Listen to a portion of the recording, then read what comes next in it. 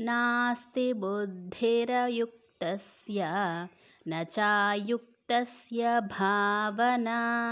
न चाभावयतः शान्तिः अशान्तस्य कुतः सुखम् इन्द्रियाणां हि चरतां यन्मनोनुविधीयते तदस्य हरति प्रज्ञां वायुर्नावमिवाम्भसि तस्माद्यस्य महाबाहो निगृहीतानि सर्वशः इन्द्रियाणीन्द्रियार्थेभ्यः तस्य प्रज्ञा प्रतिष्ठिता या निशा सर्वभूतानां तस्यां जागर्ति संयमी यस्यां जाग्रति भूतानि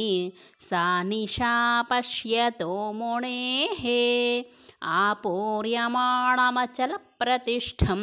समुद्रमापः प्रविशन्ति यद्वत् तद्वत् कामायं प्रविशन्ति सर्वे स शान्तिमाप्नोति न कामकामी।